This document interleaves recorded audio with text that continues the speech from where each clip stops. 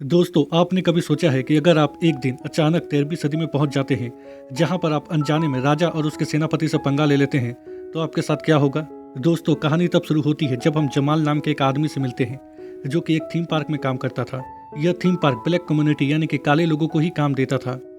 पर अब इस थीम पार्क के बगल में एक नया थीम पार्क खुलता है, जिसकी वजह से यह थीम पार्क बंद होने वाला था। जमाल की बॉस चाहती थी कि जमाल कुछ करे जिससे कि यह थीम पार्क दोबारा से चलने लगे, पर जमाल के पास कोई आइडिया नहीं होता। और जब जमाल तालाब के पास होता है तो उसे पानी में एक चमकता हुआ लॉकेट दिखता है, जो कि देखने में बहुत ही ज़्यादा कीमती लग रहा था। जमाल उस लॉकेट को बाहर निकालने की कोशिश करता है और इसी चक्कर में जमाल पानी के अंदर गिर जाता है। और जब वह पानी से बाहर निकलता है तो वह खुद को पार्क में नहीं पाता। तभी उसके सामने नॉल्ट नाम का एक आदमी आता है, जो कि पुराने जमाने के कपड़े पहनकर था। जमाल को लगता है कि यह नया थीम पार्क कैसल वर्ल्ड है, जहां पर वह पहुंच गया है, पर ऐसा होता नहीं है। दरअसल जमाल 13वीं सदी में पहुंच गया था, उसी लॉकेट की वजह से, जो कि अब उसके गले में था। और जब जमाल जंगल से बाहर निकलता है तो उसे 13वीं सदी के इंग्लैंड के राजा का महल दिखाई देता है। जमाल उस महल के अंदर जाने लगता है, पर सिपाही जमाल को अंदर जाने नहीं देते और बोलते हैं कि तुम कौन हो और कहाँ से आए हो। जमाल उसे बताता है कि वह नॉर्मंडी से आया है। यह सुनकर सिपाही जमाल से माफ़ी मांगते हैं और उसे अंदर जाने देते हैं। दरअसल नॉर्मंडी के राजा का एक मैसेंजर यानी कि दूत आने वाला था, और सिपाही को लगता है कि जमाल वही मैसेंजर है, इसीलिए सिपाही जमाल को अंदर जाने देते हैं। और जब जमाल अंदर जाता है तो वह देखता है कि यहाँ पर सब लोग पुराने जमाने के कपड़े पहनकर हैं।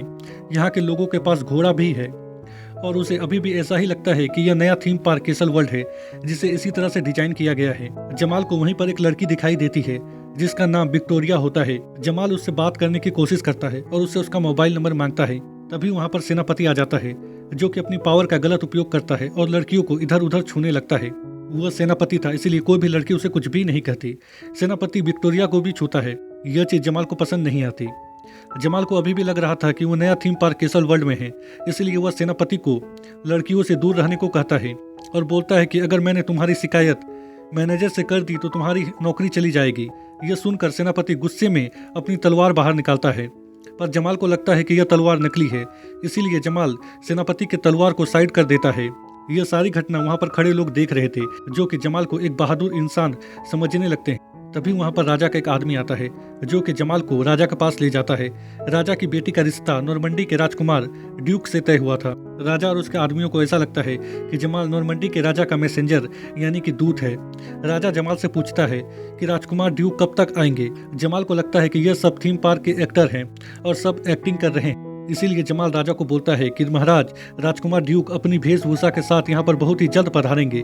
यह सुनकर राजा बहुत ही खुश होता है और जमाल को आराम करने के लिए कहता है। और जब जमाल मार्केट में होता है तभी एक आदमी का सर कलम किया जा रहा था। जमाल को लगता है कि ये सब एक्टिंग कर रहे हैं, इसीलिए जमाल उन्हें चेयर करने लगता है। पर सब लोग और वह आदमी जिसका सर कलम किया जा रहा था, वह भी जमाल की ओर देखने लगता है और सोचता है कि मेरे मरने की खुशियां कौन मना रहा है। यह देखकर जमाल चुप हो जाता है, जिसके बाद उस आदमी का सर कलम किया जाता है। और जब जमाल उस सिर को उठाकर देखता है तो उसे पता चलता है कि यह सर नकली नहीं बल्कि असली है और यहाँ पर कोई एक्टिंग नहीं चल रहा है।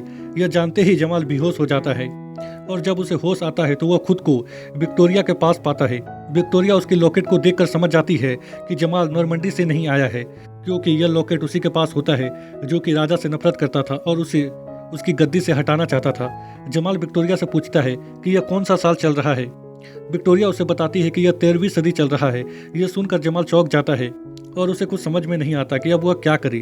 तभी विक्टोरिया जमाल को अपनी लॉकेट दिखाती है और बोलती है कि हम राजा को किस तरह मारेंगे, पर जमाल को कुछ समझ में नहीं आता। जमाल बोलता है कि हम राजा को क्यों मारेंगे। विक्टोरिया उसे बताती है कि इस राज्य में पहले एक रानी राज करती थी, पर इस राजा ने उस रानी को धोखा देकर इस राज्य को छीन लिया, और इस लॉकेट का होने का मतलब यही है कि हम उस राजा को मारकर रानी को गद्दी वापस करेंगे। जमाल उसे कुछ कह पाता, तभी वहां पर राजा का एक आदमी आ जाता है, जो कि जमाल को कहता है कि राजा ने तुम्हें हॉर्स राइडिंग करने के लिए बुलाया है। पर जमाल को हॉर्स राइडिंग आता नहीं था, पर राजा को उस पर शक ना हो जाए, इसीलिए जमाल हॉर्स राइडिंग करने की कोशिश करता है। जमाल की हॉर्स राइडिंग देखकर राजा और उसके लोग जमाल पर हंसने लगते हैं। रात में राजा जमाल को एक पार्टी में बुलाता है, जहां पर सब लोग डांस करते हैं। राजकुमारी जमाल को साइड में ले जाकर किस करने लगती है। सेनापति जमाल को राजकुमारी को किस करते हुए देख लेता है और वह अपनी तलवार निकालता है। यह देखकर जमाल वहां से भागने लगता है। दूसरी तरफ कुछ लोग राजा को मारने के लिए जाते हैं, जिनके पास चाकू होता है, और जब वह राजा को मारने ही वाले होते हैं तभी जमाल सेनापति से बचते हुए राजा के ऊपर जाकर गिरता है और जो लोग राजा को मारने के लिए आए थे वह राजा को मार नहीं पाते। राजा को लगता है कि जमाल ने अपनी जान में खेलकर राजा की जान बचाई है, इसीलिए वह जमाल को इस राज्य का नया सेनापति बना देते हैं और पुराने सेनापति को उसके पद से हटा देते हैं क्योंकि वह राजा की सुरक्षा ठीक से नहीं कर पाया था। जमाल जो कि अब राजा का सेनापति था, अगले दिन वह राजा के साथ एक अपराधी के घर में जाता है। इस अपराधी की गलती बस इतनी थी कि उसने अपने परिवार की भूख मिटाने के लिए राजमहल से एक सलगम चुरा लिया था। राजा उसके परिवार के सहित उसे फांसी की सजा सुनाता है और वहां से चला जाता है। जमाल जो कि राजा का सेनापति था, अब उसका काम था कि वह इस आदमी को और इसके परिवार को फांसी दे, पर जमाल उस आदमी को और उसके परिवार को फांसी देना नहीं चाहता था। इसलिए जमाल उस आदमी को कुछ पैसे देता है और यहाँ से भागने को कहता है। रात में विक्टोरिया जमाल के पास जाती है। वह चाहती थी कि जमाल राजा को मारने में उसकी मदद करे, पर जमाल उसे यह कहकर मना कर देता है, जो आदमी सलगम चुराने पर फांसी की सजा देता हो, अगर उस आदमी को हमारी सच्चाई के बारे में पता चल गया तो वह हमारे साथ क्या करेगा, और मैं वह इंसान नहीं हूँ जिसे तुम ढूंढ रही हो। विक्टोरिया वहाँ से चली जाती है। रात में जब जमाल सो रहा होता है तभी उसके कमरे में कोई आता है। जमाल को लगता है कि यह विक्टोरिया है, पर ऐसा होता नहीं है। अगले दिन नॉर्मंडी से एक आदमी आता है जो कि राजकुमार ड्यूक का ओरिजिनल मैसेंजर यानी कि दूत था। राजा को लगता है कि अगर यह आदमी राजा का ओरिजिनल मैसेंजर यानी कि दूत है तो फिर जमाल कौन है। यह पता लगाने के लिए राजा जमाल के कमरे में जाता है तो देखता है कि उसकी बेटी जमाल के साथ सो रही है, यानी कल रात जो लड़की जमाल के कमरे में आई थी वह विक्टोरिया नहीं बल्कि राजकुमारी थी। नॉर्मंडी का मैसेंजर भी यह सब देख लेता है और शादी तोड़कर वहां से चला जाता है। राजा जमाल को काल कोठरी में डलवा देता है। उस काल कोठरी में वह दोनों कैदी भी होते हैं जिसने राजा को मारने की कोशिश की थी। वह दोनों कैदी पहले जमाल से नाराज थे, पर अब जब उन्हें पता चला था कि जमाल की वजह से राजकुमारी का रिश्ता नॉर्मंडी के राजकुमार ड्यूक से टूट गया है, तो अब वह जमाल से नाराज नहीं थे, क्योंकि अब इस राज्य की मदद करने के लिए कोई भी सेना नॉर्मंडी से नहीं आने वाली थी। वह दोनों कैदी जमाल को ब्लैक नाइट की कहानी सुनाते हैं जिसने ड्रैगन को भी मार दिया था। अगले दिन राजा जमाल और बाकी लोगों को मौत की सजा सुनाता है और जब जमाल का सिर धड़ से अलग करने के लिए उसे ले जाया जाता है, जमाल अपनी जान बचाने के लिए सबको बोलता है कि वह भविष्य से आया है और वह एक जादूगर है और अगर उसे एक खरोच भी आई तो वह सबको जलाकर मार देगा। और यह साबित करने के लिए वह एक लाइटर जलाता है, पर उसकी किस्मत खराब होती है और लाइटर भी नहीं जलती। तो सिपाही जमाल को सजा के लिए ले जाते हैं। तभी जल्लाद के गले में एक सेब का टुकड़ा फंस जाता है। सबको लगता है कि यह काम जमाल ने किया है। जमाल भी मौके का फायदा उठाता है और बोलता है कि यह सब मैंने ही किया है। अगर तुम लोगों ने मुझे मारने की कोशिश की तो मैं सबको जिंदा जलाकर मार दूंगा। और जमाल जोर से आग चिल्लाता है और सही में आग लग जाती है, पर यह काम जमाल का नहीं होता बल्कि बाहर खड़े विक्टोरिया के साथियों का होता है, जो कि उन दोनों कैदियों को बचाने के लिए आए थे जिसने राजा को मारने की कोशिश की थी। और जब विक्टोरिया उन दोनों कैदियों को बचाने के लिए जाती है तभी जमाल भी उन दोनों कैदियों के साथ वहां से बचकर भाग जाता है। इसके बाद जमाल नोल्ट से मिलता है जो कि विक्टोरिया के डैड होते हैं और इस राज्य के पुराना सेनापति, जिसे नोल्ट शराबी समझ रहा था। दरअसल नोल्ट रानी के राज्य को बचा नहीं पाया था, जिसकी वजह से वह शराबी बन गया था।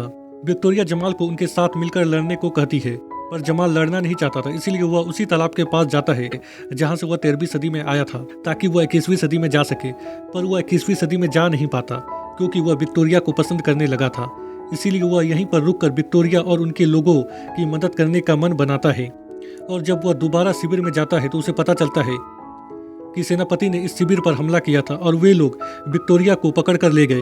जमाल सबको बोलता है कि क्यों ना हम राजा पर हमला कर दे और विक्टोरिया को बचाए, पर सब हिम्मत हार चुके थे। कोई भी जमाल के साथ नहीं होता, पर नोल्ट जमाल के साथ होता है क्योंकि वह अपनी बेटी को बचाना चाहता था। यह देखकर रानी सबके सामने आती है जो कि छुपकर इन्हीं के साथ रह रही थी। रानी को देखकर इन लोगों के अंदर दोबारा हिम्मत आता है। रानी बोलती है कि हम मिलकर राजा को हरा सकते हैं। इसके बाद हम जमाल को देखते हैं जो कि इन लोगों को लड़ने की कुछ नई ट्रिक सिखाता है। फिर ये लोग मिलकर राजा पर हमला कर देते हैं और जब इन लोगों की सेना हारने वाली होती है तभी वहां पर ब्लैक नाइट आता है, जिसकी कहानी उन दोनों कैदी ने जमाल को सुनाई थी, जिसके बारे में सब लोगों को पता होता है। ब्लैक नाइट को देखकर राजा की सेना पीछे हटने लगती है और ऐसा लगता है कि अब रानी की सेना जीत जाएगी, पर ऐसा होता नहीं है क्योंकि जब ब्लैक नाइट अपने घोड़े के साथ आगे बढ़ता है तो एक लकड़ी में टकराने की वजह से ब्लैक नाइट नीचे गिर जाता है और सब लोगों को पता चल जाता है कि यह ब्लैक नाइट नहीं बल्कि जमाल है। यह देखकर दोबारा से इन लोगों के बीच में लड़ाई होने लगती है। राजा सेनापति के पास जाता है और बोलता है कि मुझे बचा लो, पर सेनापति उसे धक्का देकर नीचे गिरा देता है ताकि वह खुद राजा बन सके, और वह नोट को भी तीर मारकर घायल कर देता है। यह देखकर जमाल सेनापति से लड़ने के लिए जाता है। सेनापति और जमाल के बीच में बहुत देर तक लड़ाई होती है, पर जमाल किसी तरह करके सेनापति को हरा देता है। और जब वह उठकर विक्टोरिया के पास जाता है, तभी सेनापति पीछे से उठकर जमाल पर हमला करने की कोशिश करता है। तभी नोट, जो कि घायल था, वह सेनापति पर तीर चलाकर उसे मार देता है और जमाल की जान बचा लेता है। और इसी के साथ ये लोग इस राज्य को जीत लेते हैं और रानी को उनका राज्य वापस कर देते हैं। इसके बाद जमाल सब लोगों से अलविदा लेता है। फिर वह विक्टोरिया को किस करता है। इसके बाद वह तालाब के अंदर जाने ही वाला होता है, तभी अचानक उसकी आंखें खुलती है तो वह खुद को 21वीं सदी में पाता है। वहाँ के लोग जमाल को बताते हैं कि वह पानी में गिर गया था, जिसकी वजह से वह बेहोश हो गया था। इसका मतलब था कि जमाल सपना देख रहा था, पर जमाल को ऐसा नहीं लगता कि वह सपना देख रहा था। जमाल अपनी बॉस को एक आइडिया देता है, जिसकी वजह से यह थीम पार्क दोबारा से चलने लगता है।